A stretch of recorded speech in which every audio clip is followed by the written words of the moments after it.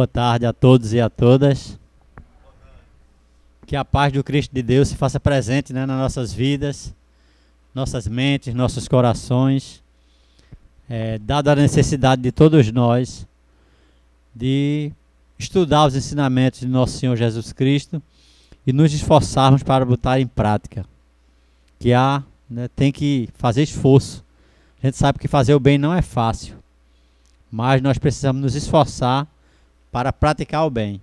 Aprender os ensinamentos de Jesus e nos esforçarmos para botar em prática. A prática é muito importante. Então a mesa hoje está composta por mim, José Edilson, que estou aqui na direção. Nosso irmão Cordeiro vai conversar conosco hoje. O tema é o mesmo, ele está substituindo os palestrantes que não puderam vir. O Sermão do Monte, o Sermão da Montanha, aquela famosa passagem de Jesus. Érica vai fazer a prece de início e Kaline vai fazer a prece final. É a primeira vez, que está aqui, né? Primeira vez aqui. Já é trabalhadora da casa, mas é a primeira vez que está participando da mesa. Está muito tranquila. Então vai fazer a prece final. Tá bom? Eu vou passar a palavra para a Érica para fazer a prece de início, para que a gente possa passar a palavra para o nosso irmão Cordeiro e ele desenvolver o tema da tarde. Então vou passar a palavra para a Érica, para que ela possa fazer a prece de início do nosso trabalho nessa tarde. Vamos fechar nossos olhos e agradecer ao nosso Mestre amado Jesus pela oportunidade de estar aqui. Jesus amado, Mestre amigo, te agradecemos a oportunidade de estarmos reunidos em teu nome na tarde de hoje. Que a equipe espiritual que se faz presente aqui desde cedo possa nos auxiliar e auxiliar o irmão que vai fazer uso da palavra. Que a tua paz, que a tua luz se faça presente entre nós hoje e sempre. Que assim seja. Assim sendo, Senhor Jesus, sabedor de tua proteção através dos teus mensageiros do bem, teus espíritos de luz, nós pedimos permissão para dar por iniciada os trabalhos dessa tarde em tua santa divina paz, passando a palavra para o nosso irmão Cordeiro. Que a paz do Senhor esteja conosco. Hoje vamos falar sobre o Sermão do Monte. Estava esta reunião estruturada de uma forma, mas diante de uma necessidade que o palestrante tivemos que fazer a substituição. Mas é um tema, quando fui convidado, é um tema que a casa tem conhecimento. Já trabalhei aqui esse tema e em muitas outras instituições também, que é o Sermão do Monte. Um dos temas fundamentais para a compreensão do ensinamento de Jesus.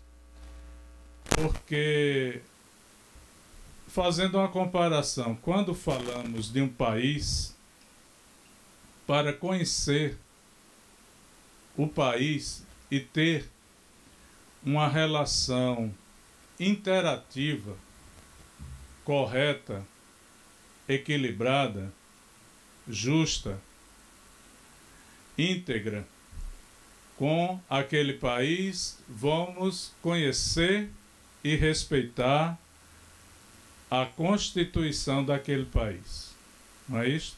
Constituição é tida como a lei maior. Por isso são criados, inclusive, órgãos,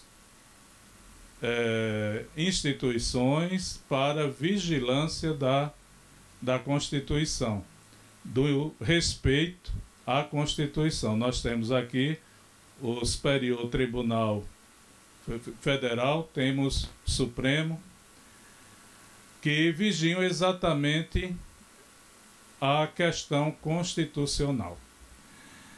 E Jesus, grande jurista também, um exemplo nesta área do direito, bem como da psicologia, também nos deixou uma constituição. Exatamente o Sermão da Montanha. O Sermão da Montanha, onde está todos os procedimentos que o ser humano precisa para dar sequência, desenvolvimento ao seu processo de evolução, de angelitude, de mais adiante, nesta angelitude, se tornar crístico, que vai além de cristão. Estamos num período de cristões, assim nos definimos. Seguidores dos ensinamentos do Cristo, cristãos. Mas, na verdade, ele nos quer crísticos. Ele nos quer anjos. Por isto que aqui e ali falamos, um dia todos nós seremos anjos, espíritos elevados, espíritos superiores, como ele o é. Para que possamos, assim como ele, que teve o merecimento de se tornar um dos organizadores do processo de criação, de formação da Terra, além disto, governador do planeta Terra, para que nós também possamos um dia, muito lá adiante, milhares de anos adiante, também participarmos de processos de formação de novas casas do Pai, de organização das casas, e, quem sabe, até assim como Cristo, como ele disse, podemos ser todos iguais a ele, não há diferença, nos tornarmos também governadores de uma destas casas. Pois a história dele não é diferente da nossa. Ele pode não ser terraico, terra, ter vivido a experiência no planeta Terra de encarnações, mas ele passou por outros planetas e ele teve todo um processo de evolução, pois é também um espírito que foi criado simples como fomos, ignorante como fomos, e evoluiu, chegando a ser um Cristo, aquele que chamamos Jesus, o nosso, do planeta Terra, Jesus, um Cristo. Esse Cristo que admiramos, que seguimos, nos faz, nesta admiração, neste trabalho de crença, de evolução, a partir dos ensinamentos dele, nos faz cristãos. Mas precisamos também nos tornarmos, no processo de evolução, crísticos. Esse tema que vamos trabalhar até às 18 horas, eu tomei como referência, eu já falei aqui, esse livro. Inclusive o William pediu que falasse, mas eu já citei esse aqui, por isso eu disse que não estava lembrando de um outro. É de Huberto Roden, O Sermão da Montanha. É o título. Huberto, e é essa a pronúncia, não é Humberto, é Huberto Roden. É um grande pesquisador dentro daquela linha de Litz Rangel. Ele fez muitas pesquisas algumas décadas atrás, na linha espiritual, é espírita, e uma das coisas que sempre chamou mais a atenção dele, a partir do próprio Evangelho segundo o Espiritismo, foi o Sermão da Montanha. O significado que ele tem e a pouca projeção e discussão que é dada a ele.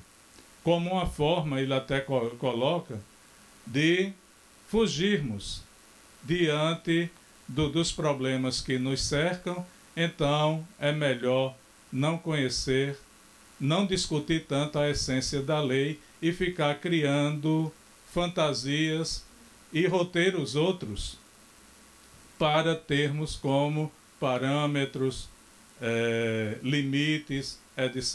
e tal. Quando está aqui a constituição do ser humano, não do espírito, não do católico, não do evangélico, do ser humano. Então, o Humberto, ele já começa citando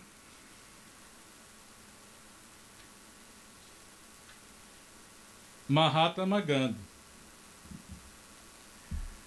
Se perdessem todos os livros sacros da humanidade e só se salvasse o Sermão da Montanha, nada estaria perdido. Então esse depoimento, esta frase de Mahatma Gandhi, nos diz tudo. E foi dito não por um espírita, que poderíamos dizer, ele é espírita, não por um católico, também não era, nem tampouco evangélico. O segmento religioso de Mahatma Gandhi era outro. Porém, ele identifica no ensinamento de Jesus todos os objetivos da grande maioria das religiões, por que não dizer de todas. A continuidade tranquila da existência, a paz, a interatividade, o amor, a união, todas falam disto. E está lá no Sermão da Montanha como se chegar a isto. E ele reconhece até para o segmento dele o Sermão da Montanha como constituição de justiça, amor e caridade, do processo de evolução do homem.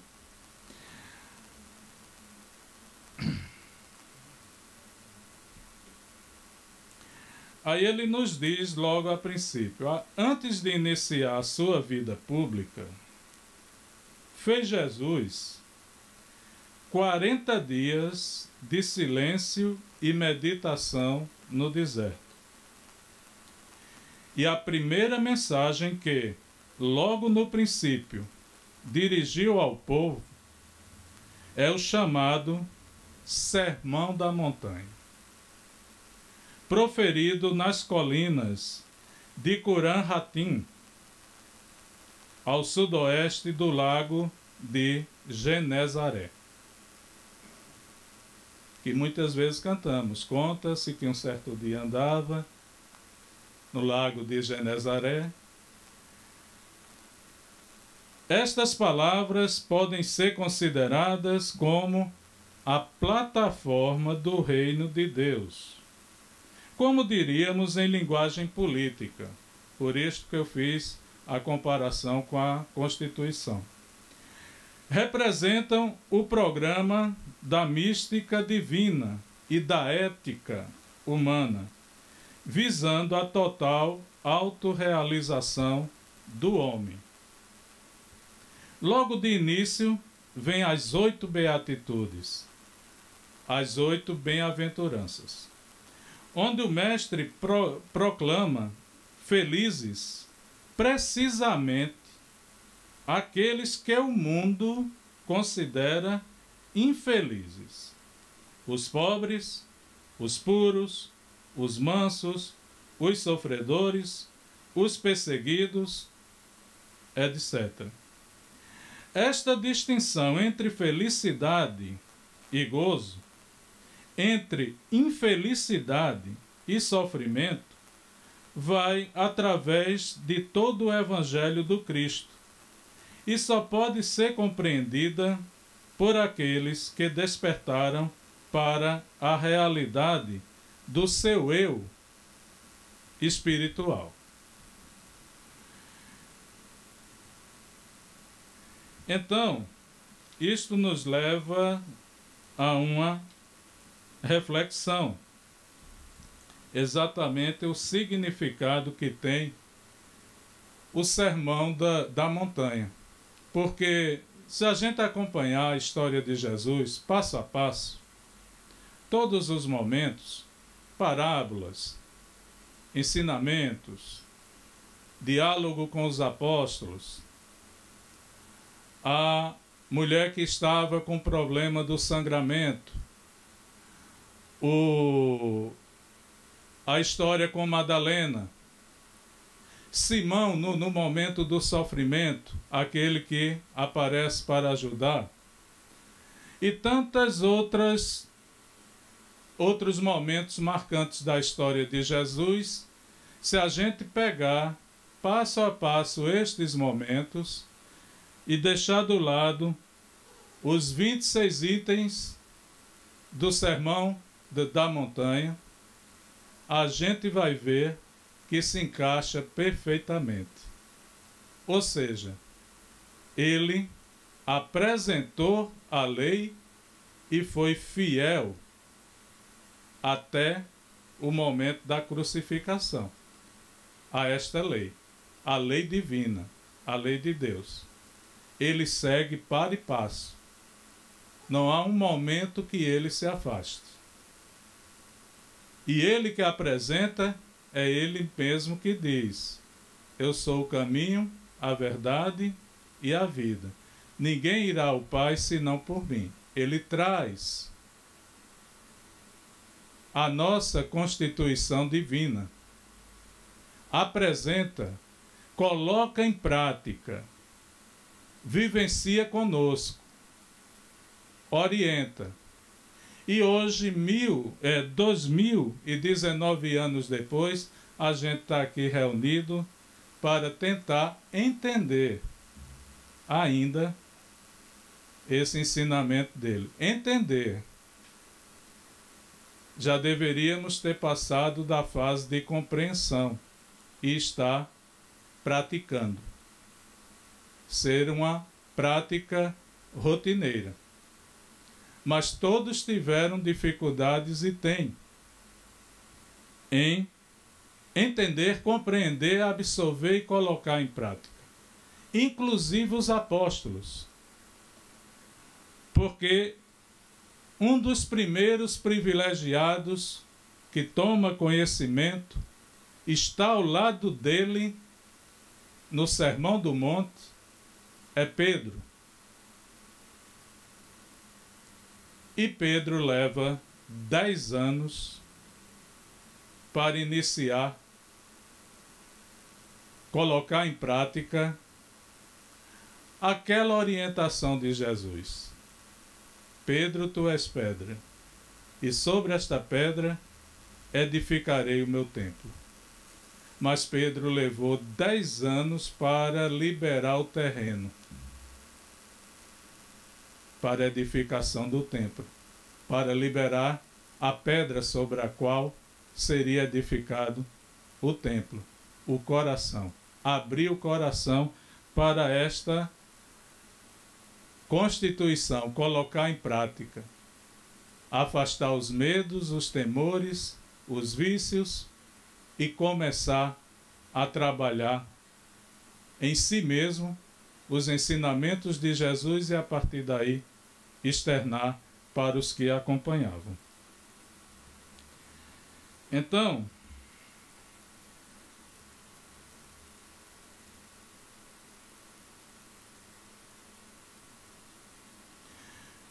Há séculos que as igrejas cristãs do Ocidente se acham divididas em partidos e, não raro, se degladiam ferozmente.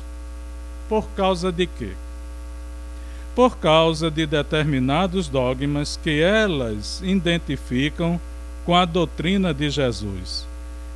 Infalibilidade pontifícia, batismos, confissões, Eucaristia, pecado original, redenção pelo sangue de Jesus, unicidade, infalibilidade da Bíblia, entre tantas outras. No entanto, seria possível evitar todas essas polêmicas e controvérsias? Bastaria que todos os setores do cristianismo fizessem do Sermão da Montanha o seu credo único e universal.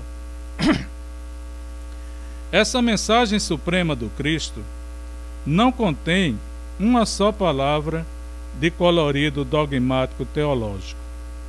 O Sermão da Montanha é integralmente espiritual, cósmico, ou melhor, místico-ético. Não uma teoria que o homem deva crer, mas uma realidade que ele deve ser. E neste plano não há dissidentes nem hereges. A mística é o primeiro e maior de todos os mandamentos. O amor de Deus. A ética é o segundo mandamento, o amor de nossos semelhantes. E nesta base é possível uma harmonia universal. Quem é proclamado bem-aventurado, feliz, quem é chamado filho de Deus, quem é que verá a Deus? De quem é o reino dos céus? Será de algum crente no dogma A, B ou C? Será o adepto da teologia desta ou daquela igreja ou seita? Será o partidário de um determinado credo eclesiástico? Nem vestígio disto. Os homens bem-aventurados, os cidadãos do reino dos céus, são os pobres pelo espírito, os puros de coração, os mansos, os que sofrem perseguição por causa da justiça, são os pacificadores, são os misericordiosos e os que choram, são os que amam aos que os odeiam e fazem bem aos que lhe fazem mal.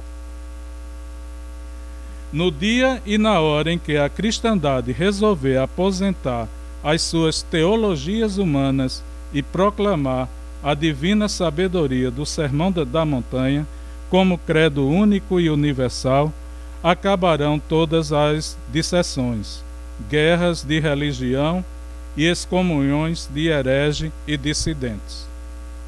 Isto naturalmente supõe que esse documento máximo de espiritualidade, como Mahatma Gandhi lhe chama, seja experiencialmente vivido e não apenas intelectualmente analisado. A vivência espiritual é convergente e harmonizadora. A análise intelectual é divergente e desarmonizadora. Se todos os livros religiosos da humanidade perecessem e só se salvasse o Sermão da Montanha, nada estaria perdido. Neles se encontram o Oriente e o Ocidente, o Brahmanismo e o Cristianismo, e a alma de todas as grandes religiões da humanidade, porque é a síntese da mística e da ética, que ultrapassa todas as filosofias e teologias meramente humanas.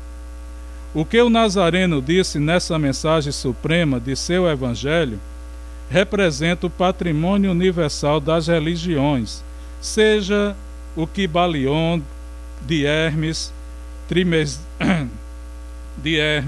Trismegistus do Egito, sejam os Vedas, Bhagavad Gita ou Tao Te Ching de Lao Tse, do Oriente, sejam Pitágoras, Sócrates, Platão, ou os neoplatônicos, seja São João da Cruz, Meister, Eckhart, Tolstói, Tagore, Gandhi ou Schweitzer, todos convergem para a mesma verdade, assim como as linhas de uma pirâmide, distante na base, se unem num único ponto no vértice. Se o Evangelho é o coração da Bíblia, o Sermão da Montanha é a alma do Evangelho. Então, por aqui a gente já tem um posicionamento, a partir de um estudo bem detalhado de Huberto, que mostra exatamente a dimensão do Evangelho, do Sermão do Monte. Estamos todos buscando alguma coisa, esta alguma coisa está ali. Mas não temos a determinação de aprofundar o conhecimento neste item e colocar em prática. Poucas vezes a gente tem tomado como tema básico o Sermão do Monte.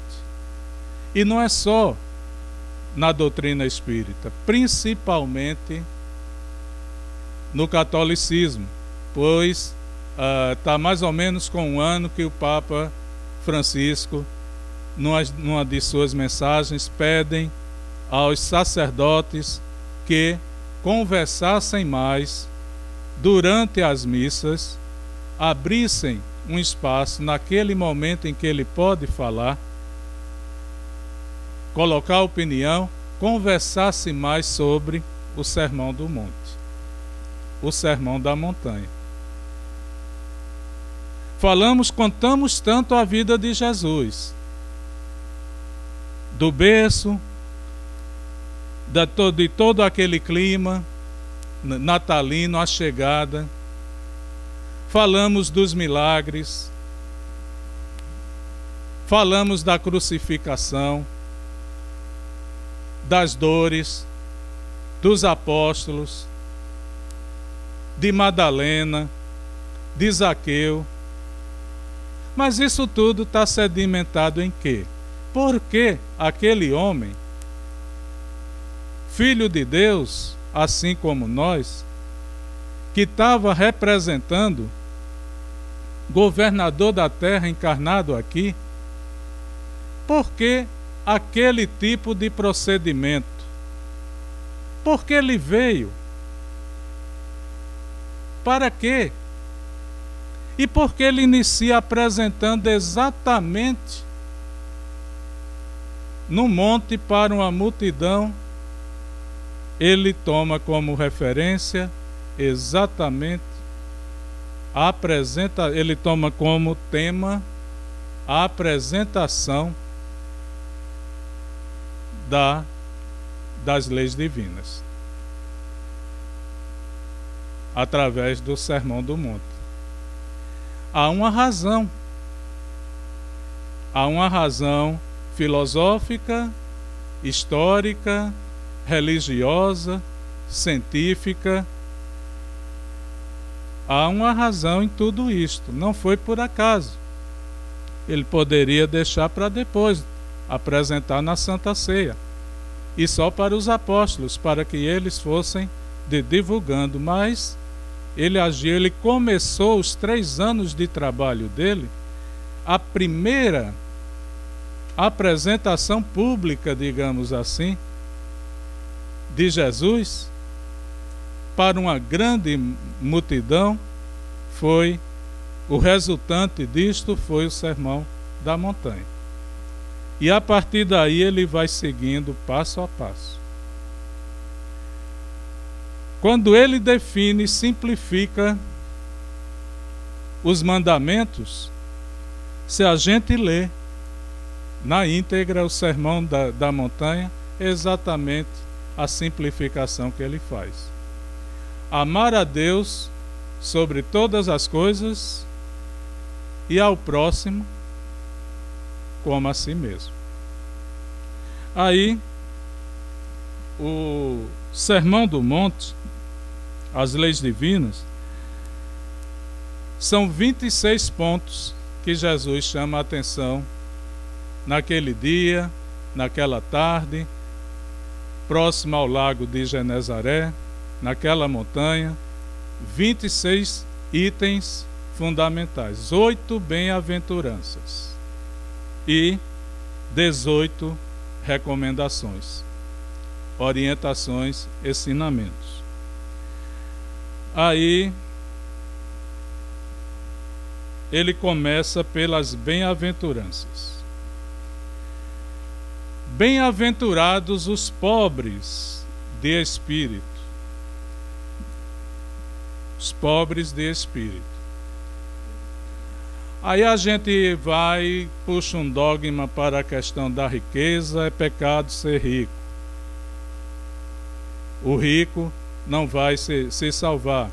Pega uma outra frase dele, tenta juntar com este pensamento nosso e dizer que foi exatamente o que ele falou: mais fácil camelo passar no fundo de uma agulha do que um rico se salvar.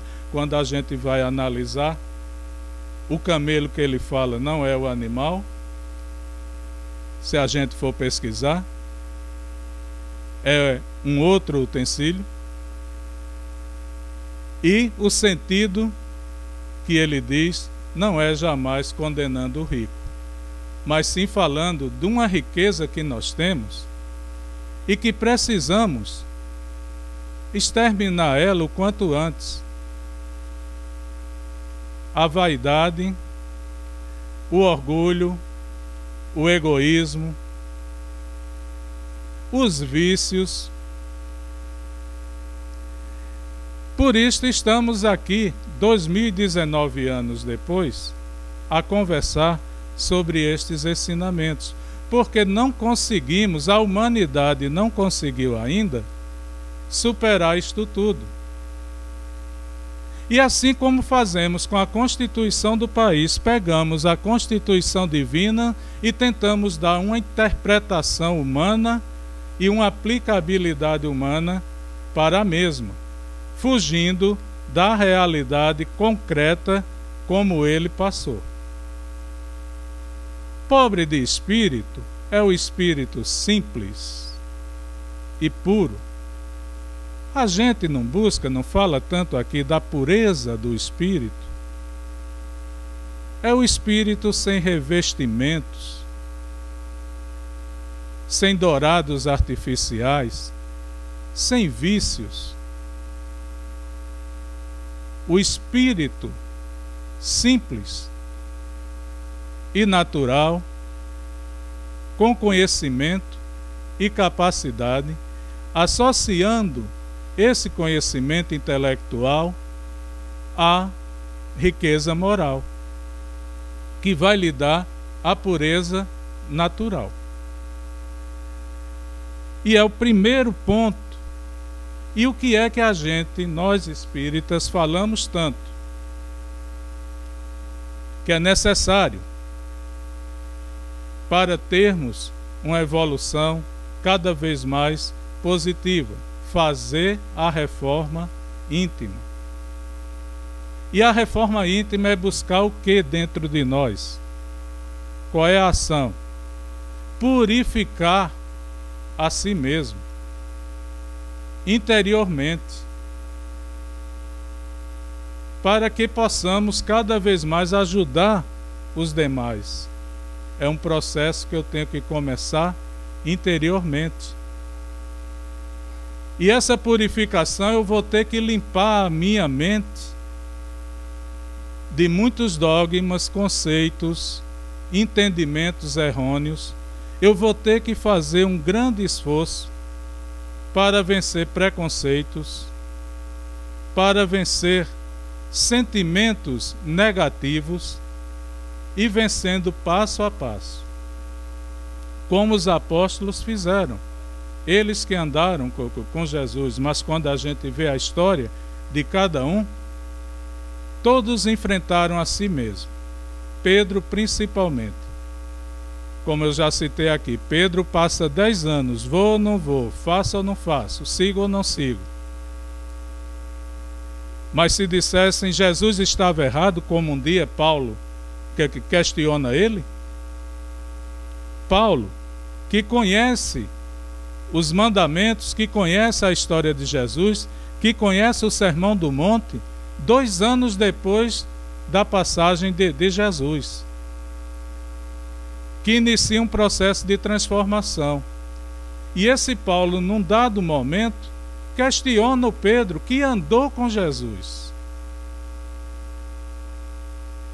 diante dos medos de Pedro. Mas tens medo? Não acreditas no Jesus? E Pedro reage: não, tudo o que ele diz é a verdade. Então por que não encaras a verdade? Tu que estiveste ao lado dele. E Pedro fica na indecisão. E quantas vezes ficamos nas indecisões diante de determinadas situações, se vamos dar um passo ou não para o nosso próprio bem? Pedro é um grande exemplo. Eu acho que Pedro, ao ser, aí é uma opinião minha, Pedro, ao ser escolhido, talvez Jesus, na sua imensa inteligência, disse: vou escolher um que tenha o protótipo, o modelo exatamente da grande maioria da humanidade. E foi Pedro, o Espírito escolhido para reencarnar, que veio exatamente para participar daquele momento e vivenciar, se tornando também um exemplo para todos nós. Então, o primeiro ponto é exatamente este. A primeira bem-aventurança. Em seguida ele diz: bem-aventurados os puros de coração. Se eu tirei toda a riqueza da maldade, toda a riqueza da fartura, das coisas negativas, estou purificando meu coração. Bem-aventurados os puros de coração. Bem-aventurados os mansos, porque a partir do momento que eu vou vencendo essas dificuldades, eu vou me conhecendo, eu vou acalmando o desespero, as aflições vão acalmando. Agora, o aflito está entrando num processo de equilíbrio, de bem-aventurança, se tornando cada vez mais equilibrado e manso. Bem-aventurados os mansos, bem-aventurados os misericordiosos, pois eu não vou só me transformar e esperar de Deus alguma coisa, eu vou começar a trabalhar a mim mesmo, despertar a misericórdia em mim, externar, para ir caminhando passo a passo na direção de Deus e obtendo dele muitas e muitas benevolências, a partir do momento que eu vou liberando a mim mesmo para isto.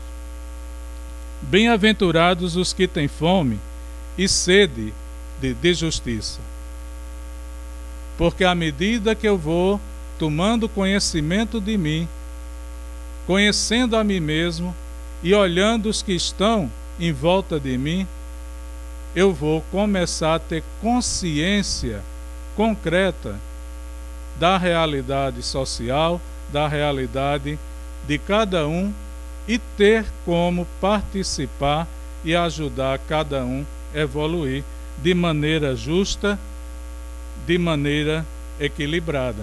Não só alimentando fisicamente aquele próximo que está necessitado, mas ao ajudar ele fisicamente, fazer tal qual Jesus fez com Madalena, alimentar espiritualmente. A atitude dele, quando a defende o físico dela, ela não é massacrada, mas aí depois ela tem direito a um banquete, em poucas palavras: cadê os que te ameaçavam? Foram embora, Senhor. Eu também não te ameaço, eu também não te condeno, mas vá e não peques mais.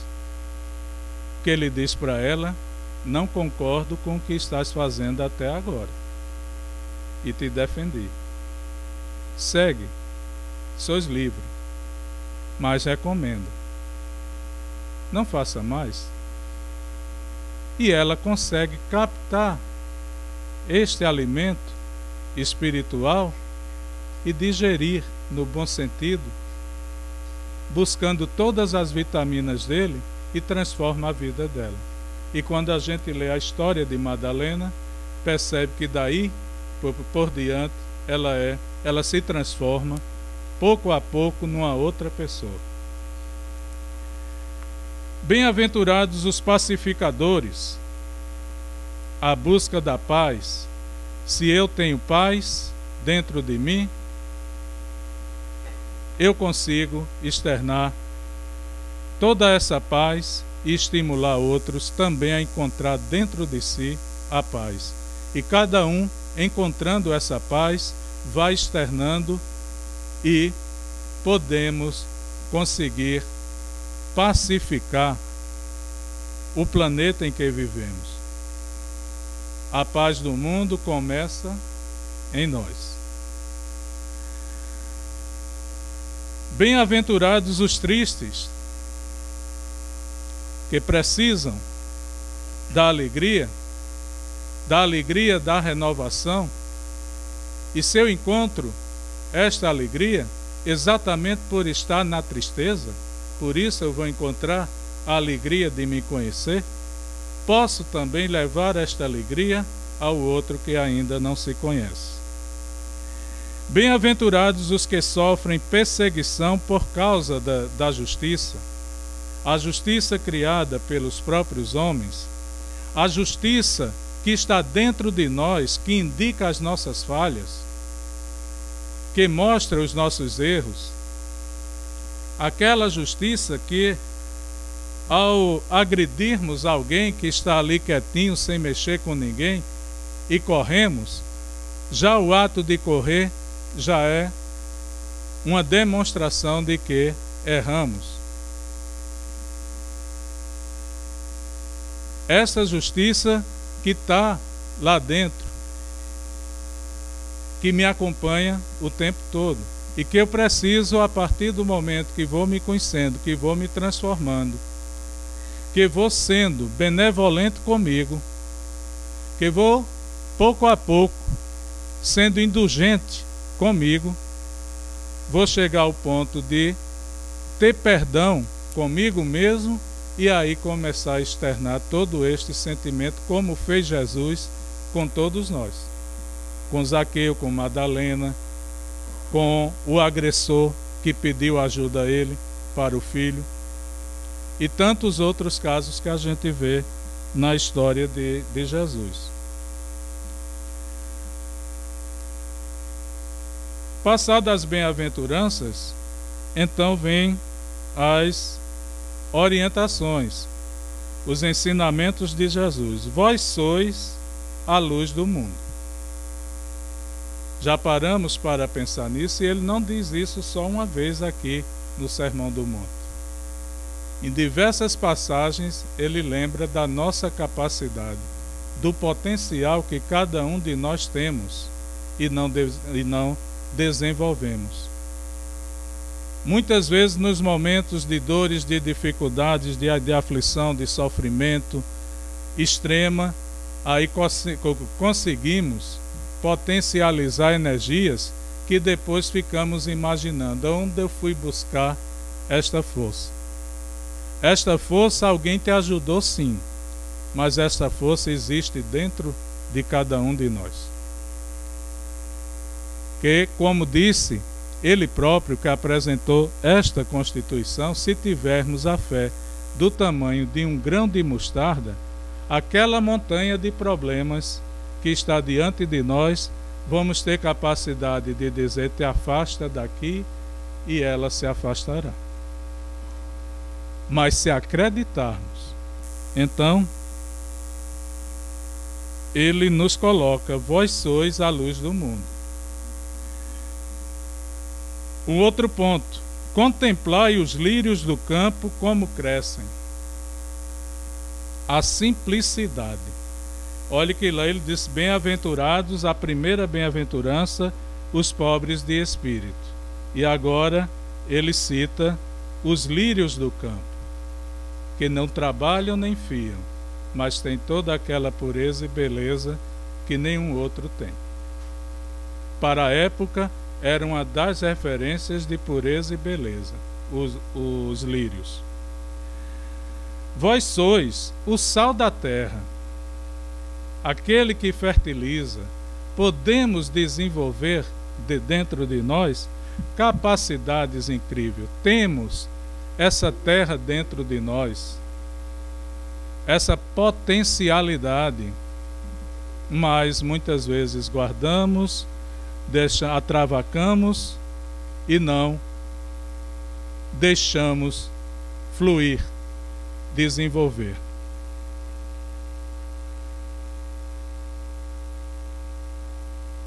Não jureis de forma alguma,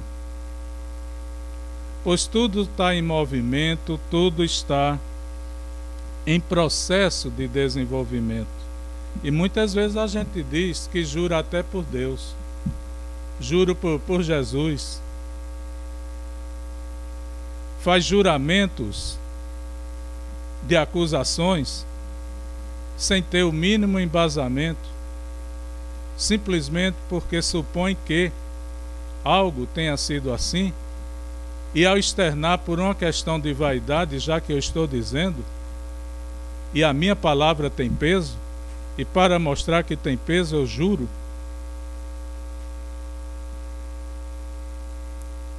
e aí cometemos muitas vezes o erro de eu juro por Deus, eu juro pelo Cristo, eu juro, e de repente se percebe que não é exatamente aquilo. Por Deus, a própria igreja fez juramentos para a humanidade que hoje um Papa humildemente pede perdão por esses juramentos e diz que não é bem assim. Hoje, um Papa reconhece a questão da ciência, da rotação da Terra, de alguns milagres, que até então foi colocado de uma forma e ele está mostrando que não é bem assim. Um dia a instituição jurou a santidade do Papa. João Paulo II vem e mostra que não é assim.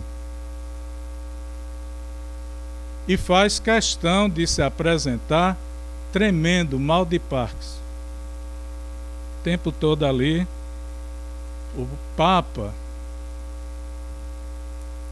invulnerável, como um dia disse a igreja. Não era para estar exposto, era para estar oculto, para manter este dogma. E ele vai e mostra, não, ó o Papa. E este outro está seguindo a mesma linha, mostrando realidades existentes que até então não se podia falar. Aí, não resistais ao maligno. Não resistais ao maligno. Quando alguém te ferir na face direita, apresenta-lhe também a outra. Enfrentar o maligno da mesma potencialidade e com a mesma intensidade vai dentro desta fúria reativa nos tornar tal qual ele, o inimigo. Que vamos da mesma maneira. Mas se tomarmos atitudes diferenciadas, então temos por onde mexer com o sentimento dele. Ontem, não é bem uma questão de maligno, mas de resistência agressiva. Uma colega aqui, na preparação, no encerramento do pedágio, a gente faz um comentário, vivências durante o trabalho, o que chamou a atenção de cada um, etc.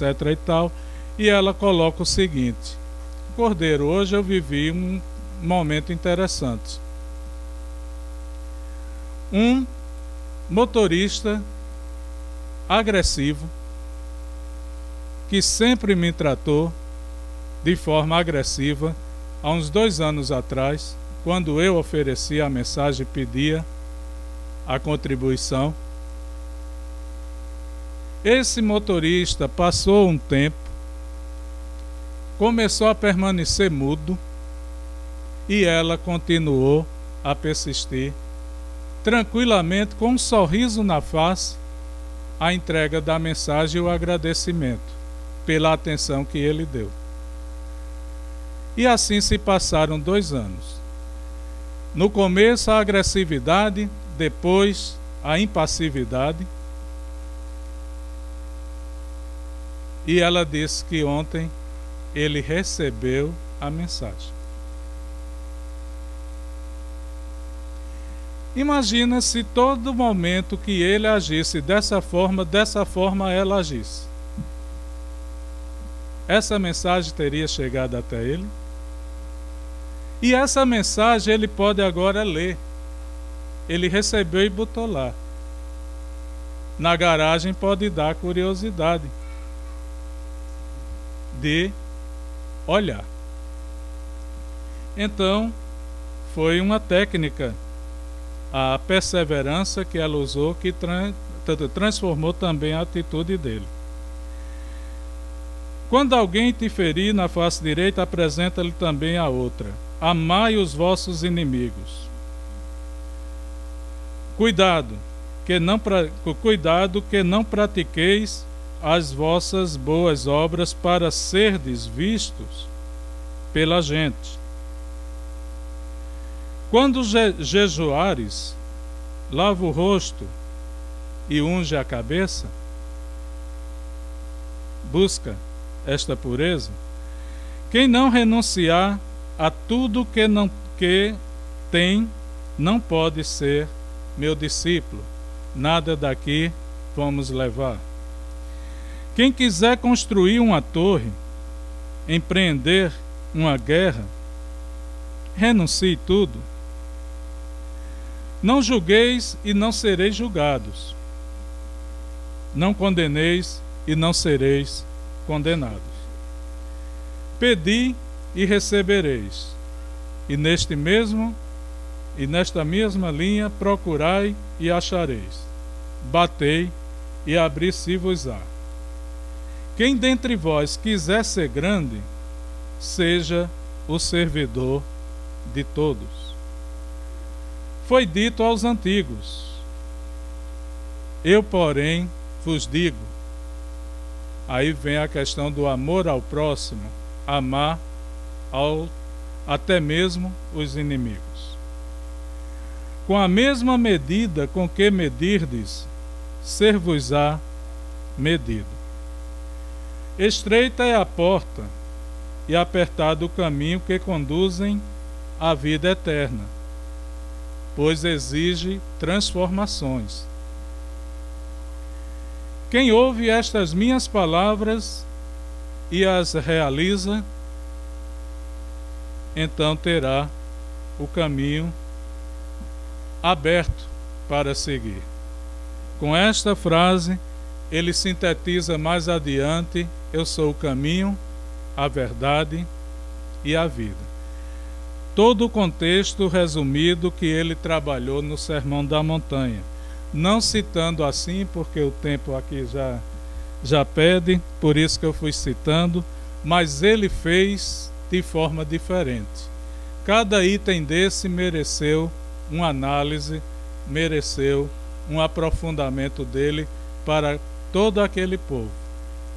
E João, que já acompanhava, nos agraciou, registrando por escrito todos esses pontos, que é exatamente o Sermão do Monte. Aquele que Gandhi falou, que podem acabar os livros sacros, inclusive a Bíblia, mas permanecendo o Sermão da Montanha, está assegurada as leis divinas para a evolução da humanidade. Está assegurado exatamente a base de todo o trabalho de Jesus, o Cristo da terra, o nosso Cristo, aquele que também disse: somos capazes, podemos, se a gente caminha por esta linha, um dia também seremos anjos, um dia seremos crísticos e assim também poderemos participar da criação de novas casas do Pai e da administração dessas casas do Pai neste processo de evolução, porque o trabalho não vai parar nunca, estaremos sempre em atividade. Muita paz para todos. Obrigado pela atenção.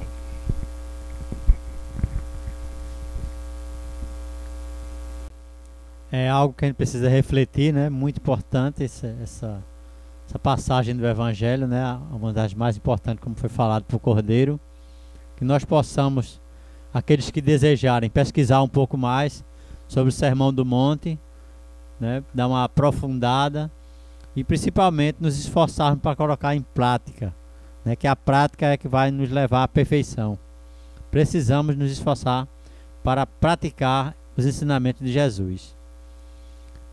Nós teremos o passe, Paulo, passe, Val, Maria de Jesus, eu e Cordeiro. Então nós vamos fazer o passe normal, né? Temos 5 pessoas. Vamos aplicar o passe, mas Érica está em tratamento. Mas ela vai ficar coordenando ali a fila conosco. Então a gente só tem a agradecer a todos que aqui se encontram, encarnados e desencarnados, nessa tarde de domingo, para aprender um pouco mais, né? Aprendermos todos juntos os ensinamentos de nosso Senhor Jesus Cristo. Muita paz para todos, que Jesus abençoe a cada um, os seus lares, suas famílias. Vou passar a palavra à nossa irmã Kaline para fazer a prece de encerramento da tarde, em nome de Deus e em nome de Jesus. Possamos fechar nossos olhos, agradecer a Deus por estar aqui presente mais uma tarde e possamos retornar ao nosso lar na santa paz. Pai nosso que estás no céu, santificado seja o vosso nome. Venha a nós o vosso reino. Seja feita a vossa vontade, assim na terra como no céu. O pão nosso de cada dia nos dai hoje. Perdoai as nossas ofensas, assim como nós perdoamos a quem tinha ofendido. E não deixeis cair em tentação, mas nos livrai de todo o mal, hoje e sempre. Assim seja. Assim sendo, Senhor Jesus, sabedor de tua proteção, pedimos tua permissão através dos teus mensageiros, dirigentes dessa casa, Fabiano de Cristo e seus trabalhadores, para dar por encerrada essa primeira parte dos trabalhos de tua santa e divina paz. Que assim seja.